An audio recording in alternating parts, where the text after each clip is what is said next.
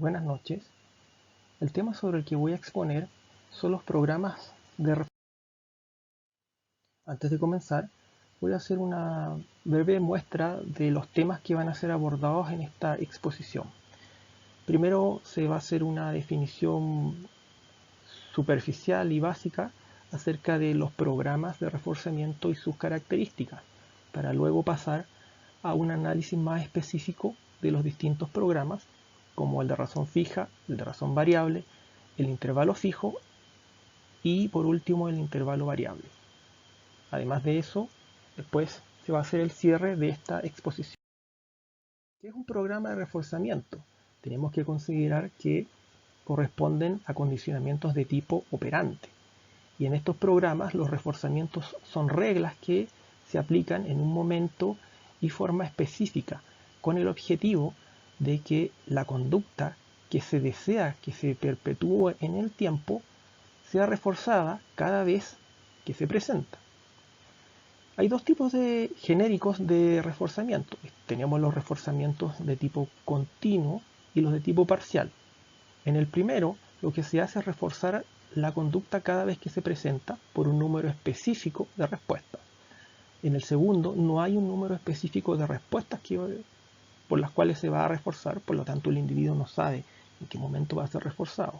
Pero ¿de qué depende que se entreguen estos tipos de reforzadores? Primero, del programa que se elija, continuo o parcial, que a la vez se van a subdividir en los distintos tipos que vimos en la parte anterior de esta exposición.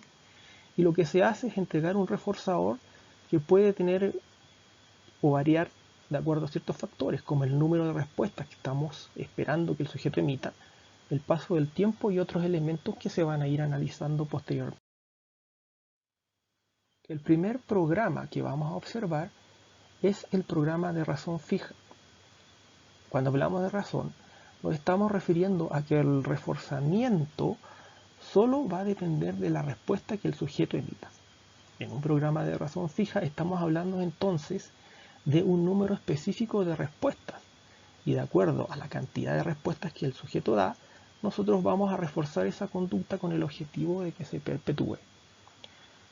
Un ejemplo de esto podría ser en el ámbito educativo, porque si se desea reforzar el aprendizaje de las matemáticas en un estudiante, se puede entregar una recompensa. Entonces, en este tipo de reforzamiento, lo que podemos hacer es entregar una recompensa cada vez que el estudiante entregue 5 ejercicios de matemática desarrollados correctamente. Lo que esto produce es una tasa de respuesta alta y permanente, es decir, que se puede mantener en el tiempo, pero también va a requerir de un reforzamiento permanente. Otro de los elementos importantes son las pausas de post-reforzamiento. ¿Qué quiere decir esto? Que se dan antes de que se presente la respuesta esperada y van a estar determinadas por la duración del intervalo entre las recompensas. Una primera característica que vamos a encontrar es la carrera de razón, es decir, que el sujeto va a mantener una tasa de respuesta alta y estable mientras sea reforzada. Por su parte, cuando hablamos de la atención de la razón, esto nos indica que si por alguna circunstancia la cantidad de respuestas que el sujeto da aumenta de manera súbita y de golpe, podría producirse un efecto de saturación y el individuo podría dejar de responder. Esto se produce porque el sujeto estaba acostumbrado a responder a una cantidad específica o dar una cantidad específica de respuesta y luego de eso se le reforzaba. Como se le pide mucho más de lo que estaba acostumbrado, finalmente desiste y no emite las conductas que nosotros estamos esperando que se manifiesten. Luego nos encontramos con que existen ciertas recomendaciones que nosotros vamos a tener en cuenta. Por ejemplo, en las felicitaciones. Estas se tienen que vincular con la conducta que nosotros esperamos que se presente de manera continua. Si volvemos nuevamente al ámbito educativo, el estudiante tiene que entender que la felicitación o el reforzamiento que le estamos entregando es por la conducta específica que está manifestando. Por lo tanto, se tiene que encuadrar de una manera exacta. En lugar de decirle que es responsable por entregar su tarea, se le puede especificar que entregó la tarea a tiempo. O sea, se le está felicitando por entregar la tarea dentro de ciertos parámetros establecidos. Existen varios tipos de reforzadores, siendo los más comunes los verbales, que como se dijo son las felicitaciones. Pero también existen otro tipo de reforzadores de tipo simbólico. Es común observar que en las organizaciones a los sujetos se les hace algún tipo de reconocimiento público por haber cumplido correctamente una gestión y llevar a cabo de manera exitosa su labor. Los resultados de este tipo de reforzadores son de alta efectividad, pero es importante que se establezcan normas para poder entregar estos tipos de reforzamiento y que estos reforzadores vayan dirigidos a las habilidades, pero también al reconocimiento de las limitaciones que tienen los individuos para que puedan hacerse conscientes de ellas y las puedan mejorar. Se tiene que exaltar el progreso o los logros en relación con los esfuerzos que el sujeto ha hecho anteriormente. Por lo tanto, se tiene que dirigir la atención hacia el propio progreso individual y no a la comparación con otros sujetos de la misma organización. Luego nos vamos a encontrar con el programa de razón variable. Aquí hay una variación respecto al número de respuestas necesarias para recibir el reforzador. Por ejemplo, como no hay una respuesta fija, el sujeto no va a saber la cantidad de respuestas que tiene que emitir para recibir un reforzador. Podría manifestar la conducta que nosotros estamos esperando en 5 oportunidades seguidas y se le entrega un reforzador. Luego podría emitirla en 7 oportunidades y se le entrega un segundo reforzador. Luego podría emitirla 9 veces y se le entrega un tercer reforzador. Como se puede observar, no hay un tipo específico de cantidad de respuestas que se deban emitir para obtener el reforzador. Esto se puede observar en los juegos de azar. Como el sujeto no sabe la cantidad de veces que tiene que jugar para emitir una respuesta, se mantiene en una relación constante de juego. Entonces, siempre va a estar a la expectativa de recibir el premio, que en este caso es dinero.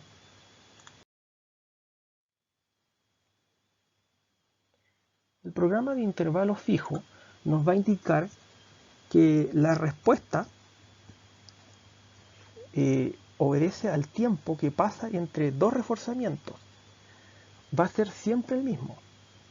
Entonces lo que se hace es esperar al final de este intervalo de tiempo para poder emitir la respuesta.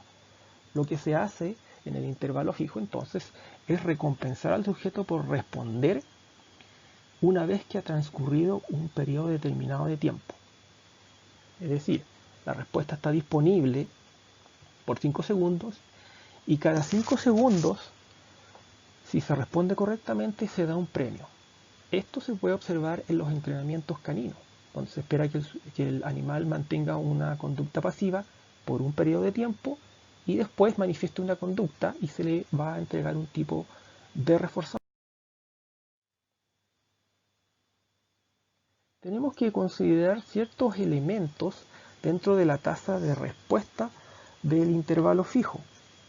Primero, que los sujetos van a aprender a esperar este lapso de tiempo, como dije, y al final de este intervalo, cuando ya ha pasado este tiempo, el sujeto va a dar una respuesta, es decir, que va a aumentar al final del intervalo. Y esto es lo que se conoce como respuesta, que se denomina festón del intervalo. El ejemplo que dábamos acerca de los animales que se someten a entrenamientos caninos nos van a indicar que ellos aprenden a discriminar el paso del tiempo. Entonces se quedan quietos y no dan una respuesta durante el lapso que se espera, porque si lo hacen saben que no van a obtener una respuesta inmediata.